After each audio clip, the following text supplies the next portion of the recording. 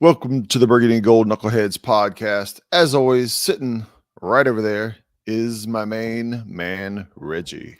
What's going on, Reg? What's happening, Kenny J, man? I see you back into your normal dungeon. You're no longer in the hidden bunker. I see you. I'm, See I'm you in my back. personal dungeon.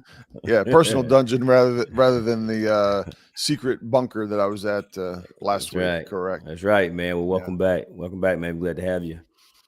Yeah. And Good to be back home as always. Yeah. yeah, man. So today was not quite the good day, man. You know, all good things must come to an end, apparently, as they say. And Yeah. we played the You Like That Kirk Cousin led Minnesota Vikings, and didn't quite go as planned. No. You know, I think as I've said before, win or lose for the most part, Washington likes to take it down to the last 5 minutes, if not 2 minutes, every single game. We And we we we, never we gonna blow win. people out, right? Yeah, we win or lose in the last 2 minutes um, consistently. Right? Out of how many games have we played now? 9 games. Probably at least 6 or 7 of them have come down to the last 2 minutes. Um, Yeah. but I don't know why we do that, and I don't like it, but it is who we are, right? Yeah. Yeah. We can get into the game here in just a minute, and some of the things related to what we're talking about the last 2 minutes, really the whole game. But when it Yeah. came down to I'll say the last 5 minutes, 5 to 7 minutes, how things played out. Yep. Um, before I get into that, a couple things that I wanted to talk about and give recognition to. One of the things was the passing of Dave Butts. Uh, Defensive tackle for Washington passed a couple days ago through the Super Bowls. I don't think he was there for all 3 of them, but man, he was an anchor in the middle. He was, we know how big Payne is, and we know how big Jonathan Allen is. Right. Add 50% more. He was just a wide body. He was listed at 6'8", like 325. So he Right. was big and big, right? Yeah. And it was just a solid player for many years, and an All Pro a couple years. And we're sorry to see that Dave Butts has passed, but Yeah. It's always unfortunate, man, when you losing people in general, and of course when you look at the Washington Redskins Commanders family, you know, we also, you know, we feel for that as well, man, and you know, old, young, you right, know, losing right, someone is right. never a good thing. Yeah. I don't know why I remember this about Dave Butts, but he was, besides playing football, you ever see where people carve duck duck decoys to make them look just like ducks, and they put them out there on the water and try to lure other ducks Sure. in? Sure. Supposedly, he was like a master uh, duck carver for decoys, and like, yeah, he was very well known as not just doing it, but being an excellent carver, painter of all that. Again, kind of an odd thing. I don't know why that's stuck in my head for the last 30 or 40 years, but Yeah, this giant, I mean, yeah, you look at this giant, behemoth of a man carving a little wooden ducks, so hey, man, hey, he likes what he likes, I guess. He's a absolutely, duck. He's a absolutely. duck guy. Yeah, I think he was definitely probably a hunter, and that's where it came Yeah. from. You know, it's kind of like how I like this. I like this T-shirt, right? In fact, let me give a shout out, man. You Everybody know, look away. everybody, Everybody look away if you're you watching know, this on YouTube. left hand up. Who are we, the Commanders, man? I had to go, debut my latest T-shirt, man. So I want to give a shout out to L&J Custom Creations, man. So I reached out to her on social media, and she was able to hook your boy up with a shirt, man. I seen it. Okay. So if anybody's interested in one of these shirts, I'm going to give her a shout out. She's at LJ_custom. And the name of the company is L&J Custom Creations. So if you like one of these shirts, if you don't like the new phenomenon of left hand up, then don't do anything. But if you do, Yeah. that's where I got it from. So But and I will for those that know, I am 100% not a fan of the song "The Left Hand Up" and all that stuff. But to give her credit, she did a good job on the shirt. I will it not be is, man. buying one myself. Yeah, I will not be buying one. I think it's a ridiculous song, ridiculous saying, ridiculous whatever. I can't wait for it to be over. But she did a good job on that shirt for you, to give her credit. She did real good. Because who are we? One thing you can't deny, Ken. Who are we? The Commanders. We're on the losing side today, unfortunately. Yeah, we're the Commanders at 4-5. That's who we are. Yeah, we were all excited. But we were anyway. all excited last week at 500, and then quickly the rug gets pulled out from under our feet. That's right. That's right. One more thing before we get on to the game itself. To the game is this the sale of the team. We'd mentioned it's not a sale. It's not a sale yet, Ken. It's not a sale yet. Right. On the potential alleged, and that's the key word you have to use on everything. The alleged. It is sale. Alleged, and they're just looking. They're just window shopping, looking at all options right now. Right. But here, Snyder had talked to Forbes and had set the price of the value of the team at like $5.2 million. And all of a sudden today, billion, brother. Oh, I'm sorry. Billion. Oh my gosh. Yeah. If it had been 5.2 million, you'd probably be owning the team. But on the billion side, of the house, count me out. On the billions, when we get to the billions. Yeah. But now all of a sudden, just magically, it's gone up to 7 billion, right? When it's all said and done, maybe it's going to be 8.5 billion. That's fine. That's fine. It's Snyder's promo tour. That's fine. Give him his money so he can go. If it's 8, that's 8. If it's 10, it's 10. Whatever. Just give him the money so he can go ahead and bounce on out. Yeah. If somebody comes up short, all they have to do is start a GoFundMe, and the Washington Commander fans will chip in and fund the rest. Right? There's no doubt about that. We'll be like the Bills Mafia. We just start throwing a bunch of money into it, right? Just throwing it. But right. The good news about this, the news that we're hearing and everything that's leaking out about the potential sale of the team, is that apparently this is going to go pretty quick, right?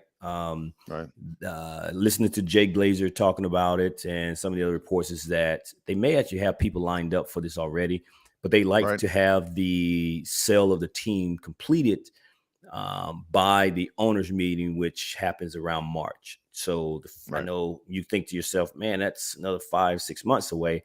When around we're already at the end of the year, right? In a couple of weeks will be Thanksgiving, Christmas be around the corner, and then football season's over, and then you have the owners meeting in March. So either way, I'm cool with it. I got no problem with it. At this point, I think when and if the team gets sold, a lot of the negative narrative around our team, man, will go away. I think it would bring some excitement back. Some people may not ever come back, and that's fine, man. That's your prerogative. I hadn't left the team in this, after all this time. I'm not leaving now, but some people will probably come back. That's cool. I guess we'll welcome them back, but whatever. Whatever. But either way, there's nothing at this point, nothing negative that can come out of the sale. The only thing I say is you always have to be careful what you wish for, because there could be somebody out there worse than Snyder. But we hope that we're going to get one man, a beloved owner, one of those guys that just hires the people and let them do their job, and hopefully return this franchise to the glory days that we're all accustomed to seeing and rooting for. So that's my take on it. Right. I mean, a team that has, from a team overall perspective, that is run with some level of ethics, and also an ownership who is, I'll be careful with my words here. Active, with some competence too, right? Active, competent, but doesn't get in the way of his experts, right? Uses the experts to make your decisions. Yes. Or let your experts make those decisions, right? This isn't fantasy football. Hire the people and get out of the way. Exactly. Or just take the advice of those people, right? We know. I'll go back to Haskins as the last one. A lot of people within the organization didn't want Haskins, and I'll say the football people didn't want Haskins, Right. and somehow we took Haskins anyway. Whether you want to blame that on Allen, whether you want to blame that on Snyder, I don't know the truth, but let's let the experts make the decisions. Nobody worries about the experts in marketing that create a ton of money for you when you buy this team. But Right. let's do marketing. You're gonna listen to the experts on the marketing. Listen to the experts on the football side as well. For sure. So So again, great news, positive news, all good things, man. And but that's on the business side of things, and I think we should be able to get to the football side of things. And with the football side of things, we had the Minnesota Vikings at FedEx Field today, which was supposed to be the blackout game. Ken, all right? You saw the black uniforms. yeah. I think that's where the majority of the black colors were. Right. Outside of the They people, were encouraging. Yeah, they were. Yeah, right? they were encouraging people to wear black uniforms, black shirt, black gear, whatever they had. And how much black did you see, Reg? Outside the people, I think it was the uniforms on the field, man, and a little bit of the black with the Yeah. referees, the black and white striped uniforms of the refs. You saw a little bit in the stands, man. I gotta say that I'm a little surprised, if I'm being honest, If you didn't that know, I didn't see yeah, that we didn't see more the black colors to help go with that what they were trying to do on the promotion side. right. Yeah, a little disappointing. I was kind of looking forward to see how that would look in the stands, and it looked like a typical standard Yeah, Burgundy Commanders game. if you would have never known that that it was a blackout game and they were encouraging the fans, you would have never known from the stands. I'll tell you what you would have thought it was. You would have thought it was. I already know where you're going. Yeah, and I don't know. I'm trying to think what it is. You know how people wear pink for breast cancer? Breast cancer. Yeah. What is it? Is it Alzheimer's that they wear purple for? I don't know what the cause is, but you would have thought that's what it was. I think Autism. It's autism. I think Okay. so. Don't quote me whatever on that, it is, I understand that. And I'm not trying to, show any disrespect for any of the causes. I just don't know what the purple is. But you would have thought that's what it was because there was a whole lot of purple in the crowd. Which was surprising to me because I've never thought of the Vikings organization as a team and a fan base that travels well. So it was a little bit shocking to see them see so many of those folks at the game. I mean, they weren't just at the game; they were in the lower bowl. I mean, the cameras showing the stands on TV. Man, there was a lot of. I mean, you see them in there doing their skull deal and all that kind of stuff. And at one point, I saw the players on the sideline, encouraging the fans to get louder, and it got louder. Yeah. All right, what the hell is going on here? But yeah, I was a little surprised to see as much purple in the stands that we saw today. Yeah, and I don't know about you mentioned about the Vikings traveling. It's just, and maybe I doubt that they all traveled, right? But I can tell you, in my lifetime, living in DC, living in Texas, a short time in Florida, a very short time in Mississippi, but I think I've met 5 Vikings fans in my life because I've never been up to the Minnesota area. Right? I go up there, I'm sure that everything's purple. Man. Everything's purple up there. No, I'm just saying to me, it seems like it's a very regional, one of those teams that are very regional, and it's not a national team. You take, I'll use the hated Cowboys. Cowboys are everywhere that you go. There's some teams, even the Patriots, because of all their success, you're going to run into them everywhere. If you're not from Minnesota, you're not a Minnesota fan. If you don't have a connection to Minnesota, I'm just being real. You're being real disrespectful right now. That's okay. That's okay. You Hey, being we disrespectful to lost. We lost 20-23. I'm a little bitter at the moment. the yeah. Kid, like all my life, I done met 3 of them. Man, you being disrespectful to the How, to the to how the many have you purple. met? Have you met 10 No, as you I've come not. across? I I've mean, not we go met to 10. sports bars. We go You to know, it's sports bars and we don't see Minnesota people there. that's true. But I will tell you this: I work with one, and he's a very nice guy from up Where's he north. from? Where's he from? Hell, I don't know. He's a Vikings fan, so I'm assuming he's up from that where somewhere. Well, that's And then of course, disrespectful. What? and Disrespectful. I don't know. Man, he's a coworker. We Keep don't going. really Keep jive going. like that. We talk about when we had Kirk Right. and they got Kirk, and yeah, we talk about a little bit of it, but Right. and of course there's a bar here. There's a Vikings bar here, which I've never stepped foot in, but there's a Vikings bar here. So, but to your point, no, I don't know a lot of Minnesota Vikings fans. Yeah, And I you know got to you go were. through a back. You got to go through a back alley to go into that bar, and it's. I But don't even think they have a. nonetheless, I don't even think they have a bathroom. I think they got a porta potty. But go ahead, man. either way, well, you know what? They were happily pissing in that porta potty today because Yes, they they pulled were, this game man. out, man. Yeah. They were able to pull out a victory that that was in our grasp that we should have had today. So Yeah. so I guess let's just recap this game, man. What are your thoughts? Some Well, stats. I'll tell you one of the things as you said that your last comment of them pulling it out, it made me think initially here that I've got some notes to go over, but good teams find a way to win that kind of game because I'm not going to say it was an ugly game. Both teams had an opportunity to win it, and when it came down to it, a team, a playoff caliber team, finds a way of winning that game, and that's exactly what they end up doing today.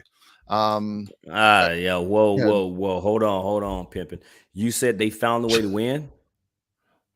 hey, I'm not saying we didn't make mistakes, but they capitalized on any one of our mistakes where they made mistakes, and we didn't capitalize on all of our Listen. opportunities. Hold on, Slim Jim. Listen, Hold on. listen. Go ahead. Go ahead. They won the game, but what allowed them to win that game was 2 mistakes by the good boys in black today. That was how Minnesota won that game. And we'll get into it. There's more mistakes. There's more mistakes. Absolutely. Okay. There's some small, some large, but absolutely. But if those 2 things do not happen toward the end of this game, Minnesota doesn't win this game. Despite everything that happened in the first 3.5 quarters, if 2 things do not happen, Minnesota loses the game. And we'll get into it. And we may have a different opinion. Fine. But I'm convinced 2 things happen at the end of the game that Minnesota. Those are by far the 2 biggest things in the glaring moments of the last 5 minutes of a game. Glaring 2 minutes and roughly 5 minutes of the game. Everything is bigger. I mean, if you throw a pick 6 in the first quarter, and at the end of the game you lose by 3 points, a lot of times you don't even blame the pick 6. You're blaming something that happened in the fourth quarter. Right, you didn't pick up that first down, or you missed the field goal, or whatever it is. It's an entirety of the game. But and I recognize I recognize there are other plays, but I'm specifically focusing on the statement when you said they pulled it out. They didn't do anything. We gave them the game. Those things happen to playoff teams, whether it's handed to them or whether they find some way of winning. That happens to playoff teams. And teams that are regularly under 500 lose games like that. And just a couple stats, right? I got very little stats today. All right, let me hear. But here's a couple stats that I don't like. I guess a positive is, although there's a caveat on here, there's an asterisk mark, which we'll come around to. Washington only had 3 penalties today. Right? There's an asterisk, so we'll come back around to that. Only had 3 penalties all day long, right? You'll take that. Under 99% of the time, you'll take that. A negative, we were 3 for 10 on third downs, right? We had a while we did rush a lot, 30 rushes. We rushed for 137 yards against a pretty good team that stops the run. We were kind of mix and match on that. We'd have a couple good runs, and then seems like we couldn't even get to the If to I the recall, they were sixth in the league against the run, and we put up yeah. I mean, 137 sometimes we had rushing trouble yards. getting back to the line. Yeah, sometimes we had trouble getting back to the line of scrimmage, and then we get 7 or 8 or 9 yards on one. Okay. Very very inconsistent with our running game, even with those numbers. Okay. And the last one, and I think this is one that I think you'll agree with me, is consistently disturbing throughout this entire year. Terry and Curtis Samuel and Terry McLaurin combined had 8 catches. They should always be double-digit catches between the two of them when they're healthy. They had 8 total because we know they're both weapons. The 8 times that they touched the ball mattered. Why aren't we getting them the ball? They shouldn't. Bare minimum is double digits. We should be getting closer to 15, 17 touches between the two of them. I think Curtis did have 1 run. So if you want to add that as a touch, that's still at 9. Didn't hit double digits between the two of them. Well, a big part of that, I've been screaming since probably week 2. The O-line, Ken. I mentioned it to Yeah. you today. Ron Rivera and the coaching staff gambled with the Yes. O-line. The O-line was at one point a strength of this team. It is not even close as a strength of this team. They are consistently inconsistent. Ron made some decisions with the offensive line, who he re-signed, who he released, who he decided to bring in, and that type of thing. And the decisions that they have made with this offensive line has set it back. We should have a solid offensive line to where now free agents, draft, and things of that nature should be players to help fill out the rest of our roster. But that depth that he had, they've gotten into it, and the guys that were supposed to be contributing down the road, your Lucases, your Sadiq Charles, your Chris Paul. Chris Paul's a rookie, I understand. And some of these guys, where the hell are they? You got guys on your roster that can't, to your point, put Andrew Norwell in street clothes. Trey Turner isn't on the sideline. You got guys standing on the sideline because you can't do better than these two guys. Right. Charles Leno has been solid, right? I don't think anyone has any issue with Charles Leno as the left tackle. He's the one of the 4 that has been the most solid by far. Right, of the 5, right? Yes. Then the other 4, they've just been moving them around. I guess Cornelius Lucas has kind of held down the right tackle spot once Sam Cosmi went out. But that interior offensive line between Trey Turner, hell, I don't even know who's at center now. And then because that was a cycle of guys that rolled in there. And then after that, injuries, then the Andrew Norwell situation. Yeah, because the starting center hurt his leg again. Right. But now we're just rotating people in the middle interior of the line. And that affects, one, the rush. Although to your point, we got 30 carries, 137 yards, but there were some ugly runs. I mean, they had to keep grinding just to get some of those yards. And then the other thing is the passing game. It has affected Carson Wentz, and it has, to some degree, affected Taylor Heinicke. I know Taylor Heinicke's abilities has kind of offset that a little bit, but it was evident today. The offensive line being back in Taylor Heinicke's lap and in his face a little bit allowed defenders to tip balls, bat balls down. He got sacked, I want to say two or 3 times today. I think three sacks. I think he's got 3 sacks today. And once again, the offensive line, man, you just never know what performance they're going to show up and give you from week to week. Yeah. So that, in my opinion, is the big problem as to why you have Terry and Curtis Samuel, playmakers on our team, not just playmaker, but expensive playmakers on our team, can't get enough touches week in and week out because the quarterback doesn't have time or the ability to be able to get the ball to them consistently. Yeah, and I don't agree with. I'm sorry, I don't disagree with anything that you said about the offensive line. They It's troubling. are, It's troubling. and it's yeah, and it's. I mean, we even talked about it not only on the passing game, but on even on the running game. Normally, when you're blocking for a running game, you block kind of as a wall, right? You create gaps, but everybody moves forward. Everybody either blocks a gap, everybody drives. Everybody, man, we look like a broken picket fence. Some people one day it'll somebody will come in from this angle, from that angle. We never block As a unit. when we're running. We never block as a unit. Yeah, as a running back, man, I would have trouble trying to figure out where am I going to be able to run behind because is somebody going to shoot the gap from the left, from the right? There's no consistency. I can't, other than Leno, I can't count on anybody to where I think, okay, I want to. This is my primary gap, and here's maybe my second gap if I'm going to extend it out or take it wide or something like that. It's a free for all. It It is. almost seems like when they're running. I'm exaggerating here, but it's almost like schoolyard.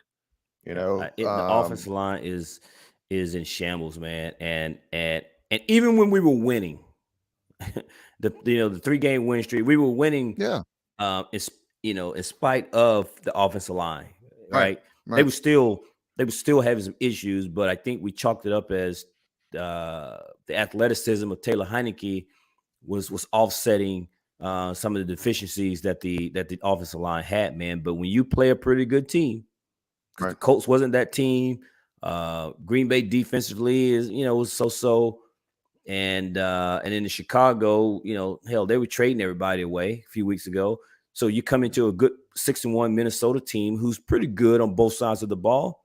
Man, it Right. showed up, and Yeah. I know we'll get into our Eagles game later this week, but what the hell the offensive line is going to look like, man? What are Yeah. they going to look like when you're playing a solid defense? And the funny thing is when they have holes, whether it's Gibson or Brian Robinson, Robinson. they're hitting those holes and they're getting 5 to 7, 8 yards. Right. Every time that they have a hole or a gap or the end is sealed so they can get around the end, they're getting the yards that they're supposed to. I don't look at it. I mean, yeah, we can always be critical and go, "Oh man, he should have cut to the left or cut to the right," but that's not common. Predominantly, they're getting the yards that are there and maybe an extra yard or two if they've got the momentum to be able to drive a little bit. Yep. But yeah, they're just not getting the holes that they know are going to be there, that they expect to be there. They're, sometimes they're dancing around trying to find a hole because there's nothing. So yeah, we've covered that before, and it continues to be a problem. The other thing, watching this game, I'm going to go on a prediction and just say this right now. I believe Ron Rivera will be back as head coach next season. Right? Whether I like it or not, doesn't really matter. But I suspect he'll be back for year 4. What I hope change is Scott Turner as offensive coordinator. I don't think Ron would change it just because now you have to implement another system. Right. But man, Scott Turner, brother, is not, how you need a quarterback to sit back and maybe learn from somebody a year or two, before you throw him on the field. Scott Turner needs to learn, because keep in mind, his job here in Washington is his first official offensive coordinator gig. Right. So he essentially is learning on the job. He needs to go back, man, and learn from somebody. Because he doesn't make good adjustments. His game plan seems to come in. They seem to be very generic, very vanilla. If you want to say his offensive play calling is spicy, it's spicy because he put a lot of black pepper on it. There's no jalapenos, right? There's no habaneros in it. It's just it's black pepper off the table spicy. And that might be where he might do a little trick play.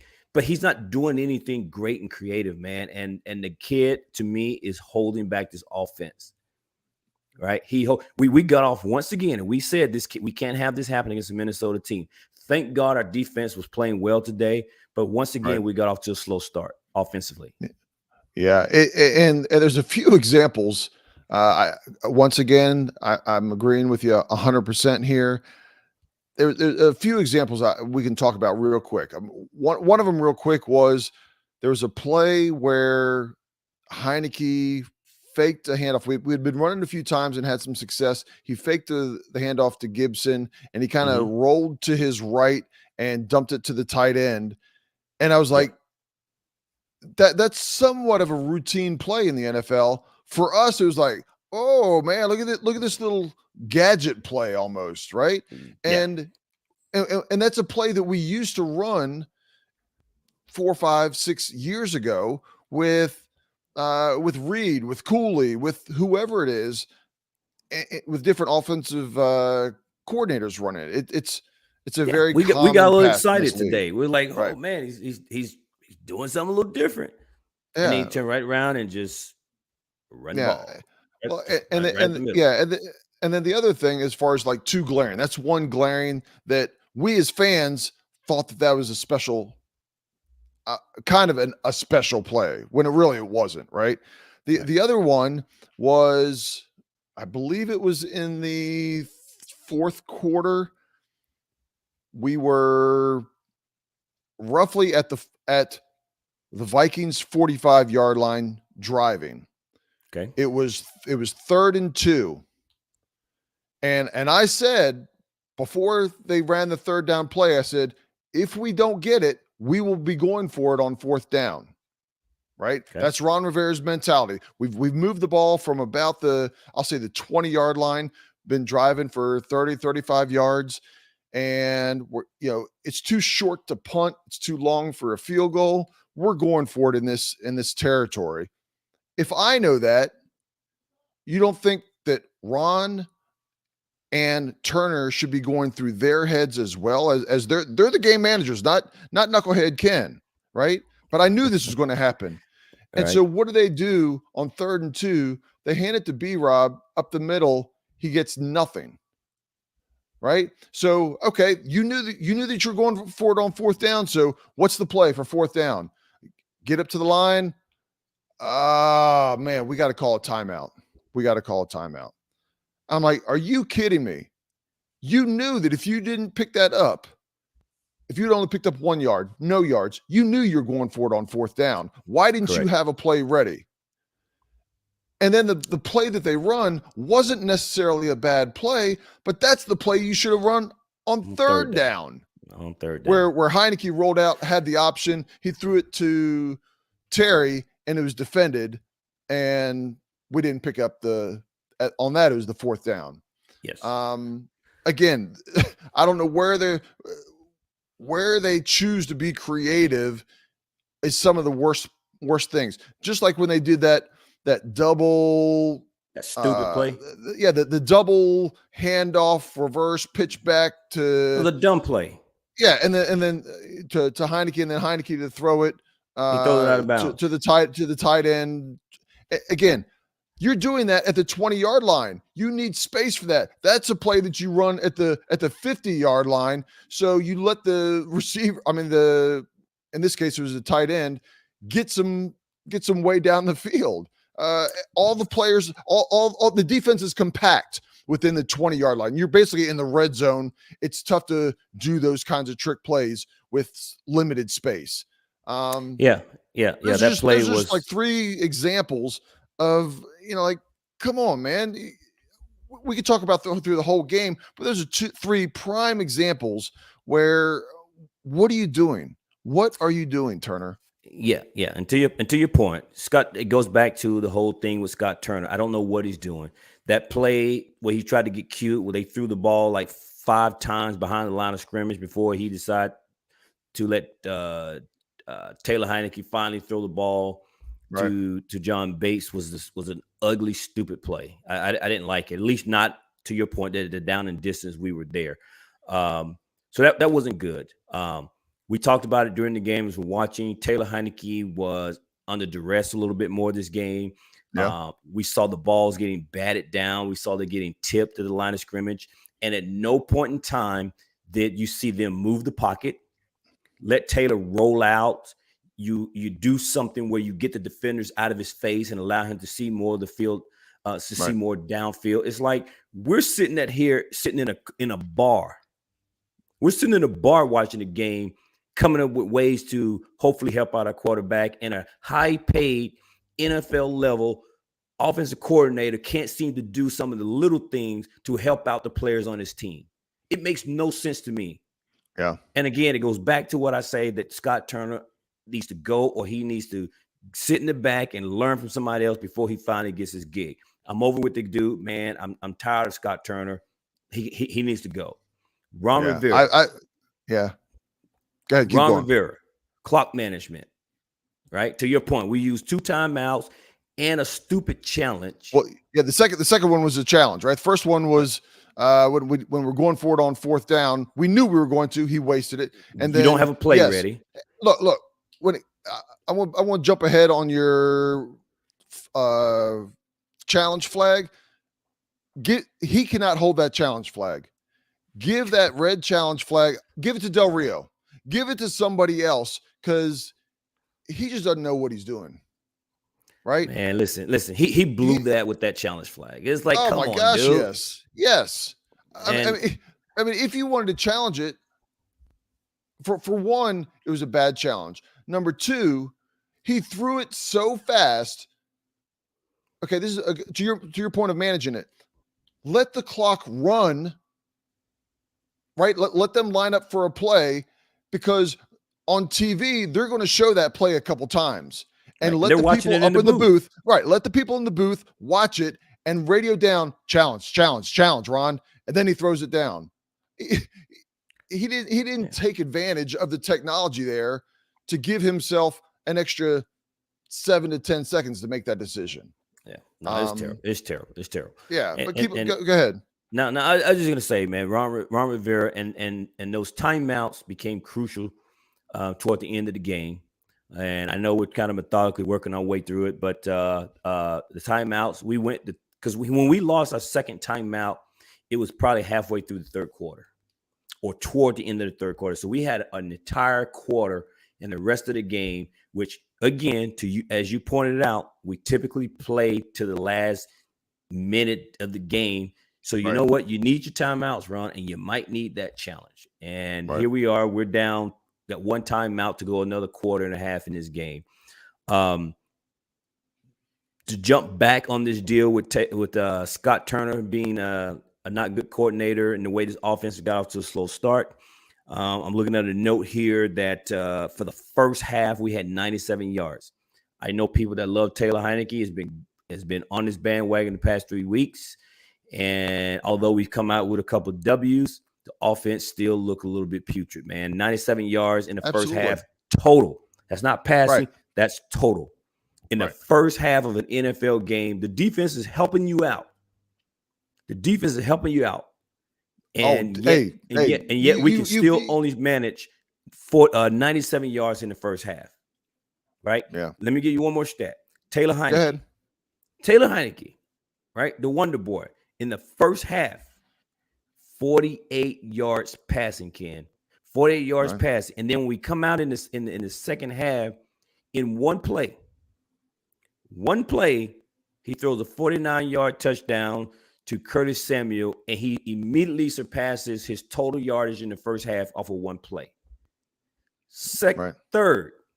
Third, he finished the game with 149 total yards. I just told you in the 3rd quarter, he threw a touchdown pass of 49 yards, which means in the second half alone, Taylor Heineke threw for a total of 100 yards. And you can hate, not you, Ken, just in general. People can hate on Carson Wentz all you want. The only difference between what we're getting between Taylor Heineke and Carson Wentz is the fact that we're getting the W. But the performance out of the quarterback position is an issue. 8 weeks into this season, we're still having issues at the quarterback position just as much. It doesn't matter who's under the center at this point. But 149 yards total in the game. He has 100 yards outside of a 49-yard pass, which, oh, by the way, and I'm going to need you to explain to me why the hell did he throw that ball, which turned out to be a touchdown pass, into triple coverage to Curtis Samuel. I would love to know what the play call was and what he was looking at that made him just chunk that ball down and throw it into triple coverage. Thank God, as I joked during the game, that J.D. McKissic was dressed up in an official uniform in stripes to run in the way of that defender and allow. Took out one. Yeah. He took out one of them and allowed Curtis Samuel to catch that ball. But there was 3 Viking players down there. That ball should have never been thrown. Should have never been thrown. Of Curtis Samuel. Right. And it just boggles my mind, man. Yeah. You know, as well as our listeners know, that I am a fan of the way Heineke plays. Sorry, this is going to be PG-13, balls out, right? Okay. But you got to make the right decisions. That pass, to your point, was 100%. Well, I say 50% luck and 50% Curtis Samuel. Right? That was not Heineke, because he should not have thrown it. I mentioned after that touchdown that I wish Heineke would go downfield more and let McLaurin and Samuel make those kind of catches, but on one-on-one coverage. Scott Turner's got to scheme something up to get them one-on-one coverage, and then let's go for it, because I think both of those guys can, more times than not, take advantage of a one-on-one coverage with a cornerback or safety covering them. And I don't think anyone would have an issue with it. Yeah, but that play was not the play to do it. Also, on his interception late in the game, I know he kind of had somebody coming in his face, so I don't know how much that came with it, but you had a very big, tall target in Logan Thomas going across, who was wide open. You got to hit that. You have got to hit that. Professional top 10, top 12 quarterbacks in this NFL hit that pass every single time. You got to hit the easy open passes. We talk about how we don't get open passes, right? Where's our wide receivers? Why don't our wide receivers get open? Well, when he was open, Heineke missed him. Not only did he not hit him, but he threw an interception. They ran it back within the red zone and ended up, getting a touchdown out of that. So Heineke did not have a good game whatsoever. He was scrambling around. There's other things that didn't make it easy on him. If you maybe somebody if you're a Minnesota Viking, you can say that their defense had something to do with it, and they did in some ways. But man, Scott Turner and Heineke and the offensive line together just stymied this offense.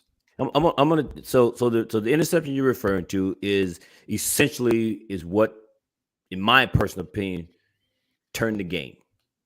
Absolutely. Turn the game from what was Washington potentially going down and putting this game away, because the interception occurred with 7:56 left to go in the game. And at the point, we were winning by 7. If we go down, at a minimum, get a field goal, it's a 2-point score. I jinxed us. And at best case, we get a touchdown, and now we're up by 14. Okay. But what happened here, Ken, is he misses Logan Thomas wide open, overthrows the ball, intercepted by Minnesota Viking player. Good on that guy for catching the ball, because we know usually defenders do not have good hands, but he caught it. But here's what was interesting. Before we came on this deal, I was reading some stuff on it. Taylor Heineke press conference. He was clearly asked about that interception throw, because he only had one. Okay. Right. I missed the press conference. Would you believe that Logan Thomas was not the primary read? He went on to say, and I'm paraphrasing, to his left, there was a comeback route, hitch route. There was some route that was supposed to have come open. Okay. The guy was open. Taylor Heineke admitted he should have thrown the ball to that guy on the left. I don't know who it was. He didn't mention who it was. I didn't see all 22. He mentioned he should have taken the open receiver on the left, but he tried to go for whatever. I don't know if Logan was further down the field. I don't know if he thought that would be a bigger gain because Logan. Yeah, he was 10 to 15 yards down. Yeah, he went to the secondary read instead of taking the primary read that was open. And if he makes the throw, the drive continues, and Minnesota may not get the ball. Ran back on the interception to the 12-yard line, which we know they ultimately scored and tied the ball game. If he Taylor Heineke, ladies and gentlemen, I don't have a problem with his decision because Logan Thomas was open. You just got to make that throw, right? But he was wide open. He was, Ken, but you know why it was a harder throw? Because he gave the guy time to come in his face. Well, because throughout the game, he had been getting balls batted down and tipped. So I'm going to choose to believe that he was trying to throw the ball a little bit over the defensive line. Right. And that allowed him to sell that ball to Logan Thomas, who is, oh, by the way, I think he's 6'6". So he sold the ball. But you know what? But if he looks to his left, there's maybe one defender over there on the line. Right. You got a better line of sight. You probably get the ball, which, again, not per Reggie. This is per Taylor Heineke. The guy was open, and he chose not to take the open receiver. That's called decision-making. Right. Taylor Heineke made the decision, and that was a very, very costly decision. Because to your point, if it was a first quarter interception, we're not talking about it. But with time and possession, and where we are in the game, you couldn't turn the ball over because we could have made it a two-possession game. Right. And like I said, I think I'm going to take some blame jinxing because I think it was maybe right before that play, directly before that play, I mentioned if we go down here and can score anything, we should win this game with the time that's on the clock. You did say that. Yeah. So Commander fans, I'm sorry I was, put the jinx on us there. Jump the gun.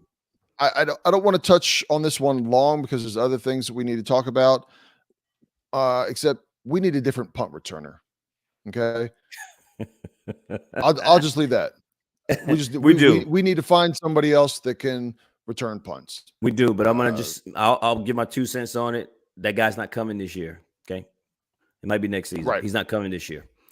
Number 15 will continue to be your terrible punt returner. It's going to happen. Yeah. Hey, knock on wood. Be grateful that he hasn't fumbled any, no muffed punts, no anything like that. I don't want that to be the jinx for future thing in the season. But Mr. Dax, number 15, catch it, and start running. Stop standing there, evaluating, looking, and then finally going. Yeah, the kid's terrible. So, Mr. BYU, steal your girl. He's just not. He's not the guy, man. Yeah, for the insiders who don't know that, go look that up. We'll leave it at that. Well, you can't just say go look at it. You got to go look up Dax Malign and just stealing girl. Just stealing girlfriend. Just no, don't say any more. Make them work for it, Reg. Make them work for it. Well, Mr. Steal Your Girl is not the guy to be returning punts. He's better at stealing your girl. So let's move on. Let me see. I got that. We took that. I talked about. I want to say I kind of touched on it a little bit. Man, we all know what and recognize what Terry McLaurin can do for this team. I don't think you and I do. I don't think most of Washington fans realize the tool that we have in Curtis Samuel. Every time he has the ball in his hand, there's a pass out there. He even had the one today where he came back because he recognized that Heineke was in trouble. It kind of a broken play that he came back and got. Man, we got to get him the ball more. Whether, thrown into triple coverage, a little bit of luck, but man, the guy was concentrating, knew he was tracking the ball and made the play to make that catch and touchdown. He ran the ball once and picked up 8 or 10 yards. Who's the we that needs to get the ball in his hand? Let's call him out, Ken. Let's call him out. Scott Turner. Scott Turner. Yeah. Find ways of here. getting in his hand. Throw a screen pass to him. Throw a quick slant. Why don't we run how many quick slants have we completed this year total? I don't think it's in our DNA. We don't run quick slants in DC, brother. I mean, yeah, third and 2, and there's receivers and teams out there that you just cannot stop their quick slant, and we don't even throw them. We don't even throw a quick slant. It's not in our playbook. That's what I said. We got 3 guys who can win on the quick slant, and we don't use any of them. It's not in our DNA. I think they ripped that one right out of the playbook and said we don't do slants. And it's funny because it ain't just the Ron Rivera regime, right? Right. Jay Gruden didn't do it either. Yeah, yeah. It's almost like you come in and here's your employee handbook and part rule of the number one as a head coach as a head coach of this organization, we don't run quick slant. And take that out of there. We don't do it for whatever reason. Right. That's in the employee handbook. I bet you. All right. So we've gone down a lot of the problems and issues. Before we get to what we both will probably consider the final straw that broke the camel's back today, I just want to give the defense some credit. They had some bending moments here or there, but overall, they played tough. They played well. You can't ask our defense to have played much better than they did today. Absolutely. I agree 100%. Considering how hard the fans were on the defense, the first few games of the season, we were deservedly so, though. Oh, for sure. Yes. Yeah. And we were all ready to fire Jack Del Rio, deservedly so. Yep. The defense has quietly turned into the group that is carrying this team. And 100%. Not only carrying this team, but allowing our team to be in games, right? The Derrick Henrys of the world not having big games. Chicago, they held them down. Jonathan Taylor, league, the reigning league champion, rushing champion. And then today we had a Minnesota team, right? Dalvin Cook, 22 carries for 56 yards. Yeah. And the biggest play he made was that hell of a grab, one-handed grab on that touchdown. That hell of a catch by a running back. Yep. Prior to that, he was not productive in this game. And that was, again, thanks to the defense. They sacked Kirk Cousins today, 2 touchdowns, even got an interception on him. Should have had 2, but they got an interception on him, right? So, to your point, hats off to the defense. They were on the field quite a bit, still able to get it done. And outside of some more turnovers, man, but hell, they're doing everything they can out there. And I don't know that we could have asked them to play better, man. Not only just today, but even some of the few past games, man. The defense is turning the corner. Has turned the corner. Yeah. Even with the short field that after Heineke's interception, like I said, I think they returned it within the 10-yard line on that one. It was 12 to be exact. Okay, 12. Okay, but you take away that score, and they gave up 13 points, right? Even include that score at 20 points. Man, if your defense gives up only 20 points in today's NFL, you stand a chance of winning every single game. And if you can't score more than 20 points, man, your offense has a big problem, because we have not played, other than I guess defensively Philly put it to us, but other than that game, we haven't faced any dominating defenses. So, and I'm not trying to give Philly more credit than what they deserve. They just ate us up with their pass rush, but that's who we got next, and that's who we have next. But God, but let's get to the key play, man. Let's get to the final key play, right? Because everything led up to this point, and up to this point, for everything that we've talked about, we're in the game. We're in the game, brother. Somehow, with all of the things, all of our complaints, all of our issues, we're in the game. But it's we get all the right, and we get all the way down, Ken, and it's 4th down, baby. 1 timeout to go. It's 4th down, and let me put my note here. Hold on a second. It's a minute and 52 to go in the game. Right. and yes, and they're going to kick a field goal. If you kick it, if they kick it, you've got 1:52. You're down by 3, and you still have one timeout. Right? That's He correct. burned the 2, but somehow we still have one timeout with 1:52. You basically run your 2-minute drill, and you stand a chance of coming back or tying the game. And then what happens? So worst case, we get a field goal, we go to overtime. Best case, we have another Terry catch or Curtis Samuel catch in this case, and we win the game. But you know what? We got a chance, guys. After all we've gone through, we've gone through almost 60 minutes of football. Yeah. We got a chance, right? Yep. Stand up and ready to go, man. This ain't the position I want to be in. I don't like it. But hey, let them kick the field goal. Let's go. And then we see some yellow laundry on the field. And as I saw this, I saw some big old dude with his ass in the air because he done jumped over the one guy you can't touch on the offensive line whenever you're kicking the field goal. He decided to jump his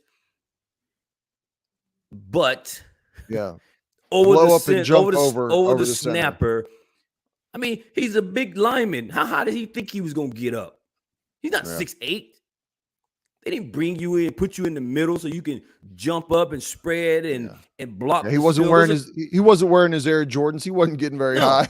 He wasn't wearing his Reebok pump ups. You remember the one you squeeze the He wasn't wearing none of that. Yeah. And it's a 22-yard. It's a chip shot field goal, Ken. It's 22-yard field goal. Basically, an old school extra point. Yeah. But oh no, Mr. Ridgway, right? They wrote an article about him. Consider him one of the best pickups this offseason or during the season.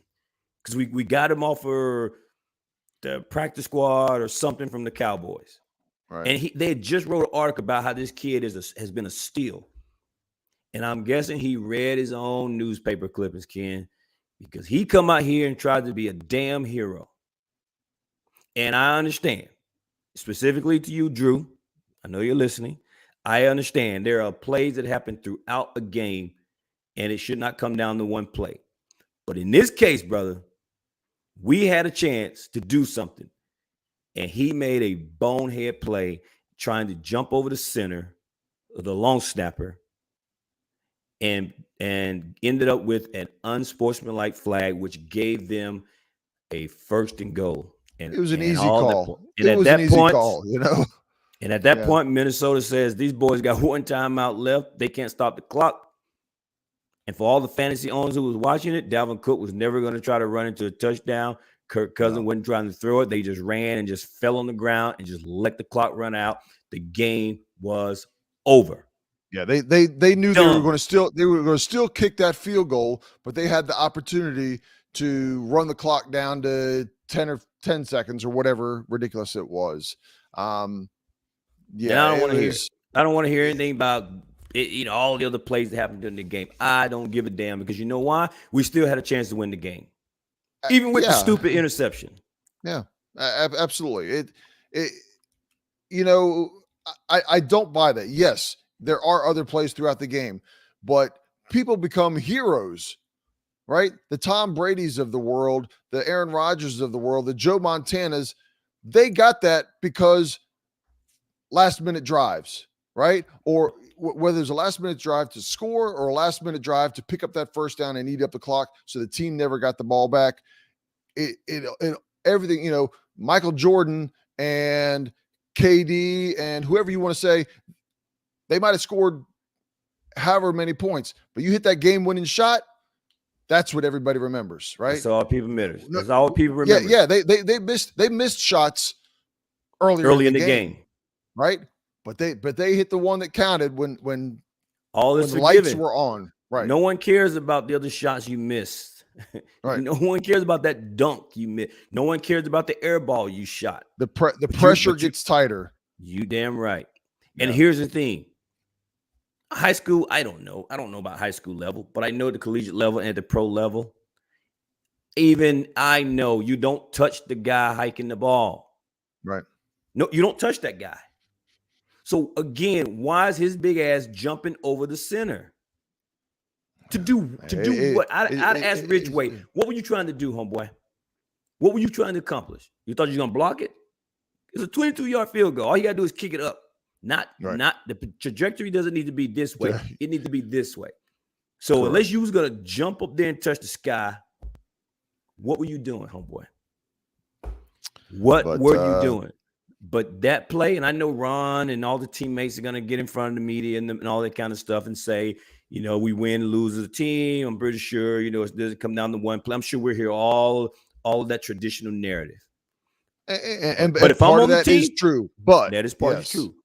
But if I'm on the team, I'm looking at Mr. Ridgeway like, bro. I mean, well, it's one of those things. Yeah, it's one of those things that you just know not to do, right? It's not like a pass interference. Yeah, if there's a pass interference and you're trying to cover the guy and you're hip by hip and you try to, you know, you're turning and you grab the guy just out of instinct or whatever and make the play, that's one thing. But this is rules. This is rules. This is the rule. You know the rules of not doing that. Yes. You know, jump to the left, jump to the right, or you know, and you're fine. And Drew said it's discipline, right? I'm gonna use Drew as an example because I was talking to Drew after the game. Drew says it's discipline. It shows the lack of discipline on the football team, and it's coaching. I shouldn't have to coach him that, Drew. I'm gonna tell you why. We know that you're not supposed to run across the line of scrimmage until the ball's hiked, right? That's football 101. That's just the rules of football. People still jump, but that's usually because of the snaps or the cadence of the quarterback or whatever. But we know the rule. The rule is you don't jump across the line. That's a rule. The rule is you don't mess with this guy snapping the ball. He's vulnerable. Well, I mean, he's got his head down. You don't touch that guy. Yeah, the argument against that is they only had 3 penalties, right? That's a disciplined team. But you can't do that at the end of the game to give another team an opportunity. I mean, what if they were down by more and you know, a touchdown, you know, if let's put it this way, they could have been kicking that field goal to tie the game, right? But they decide to run a touchdown and go ahead because of that penalty right there. There's 101 things, right? It was dumb. It was a bonehead play, man. It's just a bonehead play. I asked that guy again. You jumping on the center. What were you trying to do? Because they had lined up in that tight formation where they were going to tighten the line up, and the guys on the edge were going to try to run in and jump in and block it. So again, Mr. Defensive Lineman, outside of being quick, speedy, you're one of the biggest, heaviest dudes on the team. You couldn't jump and block it. Not a field goal, a pass by the quarterback, perhaps. But you're going to block a field goal? Yeah. So what the hell are you thinking, dude? That was the one guy you can't, outside the quarterback, the guy snapping the ball is the one guy you can't touch. Yeah. So what were you thinking? What were you trying to accomplish, man? I don't think he was. So I'm just like, bro, come on. Yeah. Anyway. You about to get me right. And with that all being said, you know, we end up losing to the Vikings 20-17. Instead of 5-4 with 4-5. Well, and the funny thing is, you know, here we're talking, and people can hear our frustration in our voices. And the funny thing is while we're happy when we won the previous 3 games, there was still frustration because we were still talking about this. And I think we are at the level of a team across the board, that includes coaching, that teams that are under 500, we stand a decent chance of beating them. Teams that are over 500, we're probably going to come up short the rest of the year because they're doing the little things. Their coaches are making the little adjustments, making the little calls, making the little you mean the players jumping over the long snapper and stuff like that? Yeah, I got you. But from the player perspective, they're making the little plays as well. But go ahead. And I agree with you from the perspective of how this team will probably be the rest of the season. But you know what the problem is with that? In year 3, we're not supposed to be that team. Absolutely And not. that's where the frustration is, because in year 3, we should be one of the better teams. At least Oh, that's I what think they sold us on. hey, all the fans, including us, have legitimate reason to be frustrated because of the last 3, the previous 2 seasons and the first half of this season. We should be better than what we are at this point, not only record wise, but playing wise, performance wise. When you look at the games that we've played, if our offense played at the level that we were anticipating, let's just say 80%, 75, 80% of what we're anticipating, we would have an extra win or two, at least probably 2 extra wins, right? We're not going to be undefeated. I'm not going to try, blow smoke up that way, but we would have won today, and we would have won against Detroit as an example. And that's a different record right there. And when you're playing at that level, you can do things to take a step forward to get better each week. And then finally you get into a groove because you scrapped to win some games. We can't scrap. We're not good enough right now.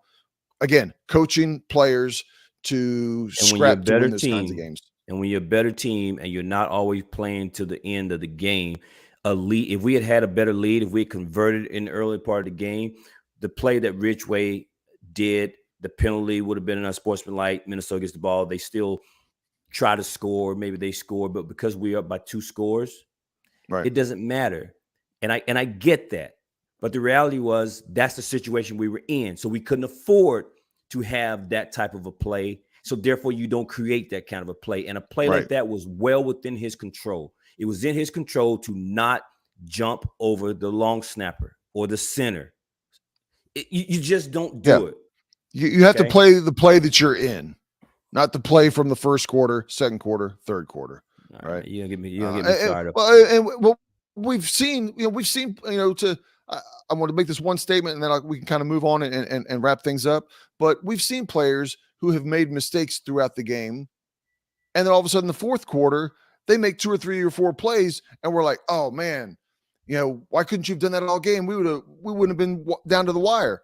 Well, you're not. I mean, you're bringing it up, but he became the hero at the end of the game, right? Yes.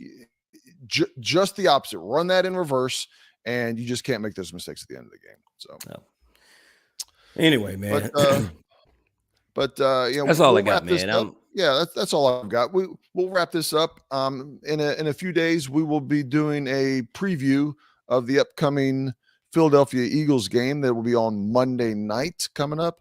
We'll actually have planning on having a guest on, one of our dedicated listeners. One of our followers. We like to have him on.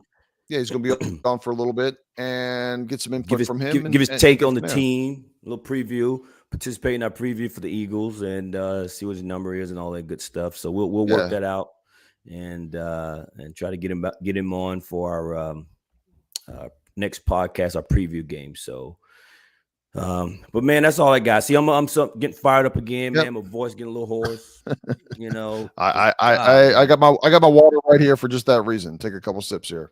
But if I don't have anything else, if you're listening to this on, if you're watching it on YouTube, hit us up on Twitter.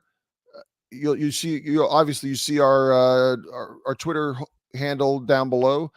If you're listening to this on podcast, check us out on YouTube. Just look up on any platform. Just look up Burgundy and Gold Knuckleheads, or Burgundy and Gold Knuckleheads podcast, and you will find us. Until then, anything else, Rich? Until then, peace out. Peace out, Knuckleheads.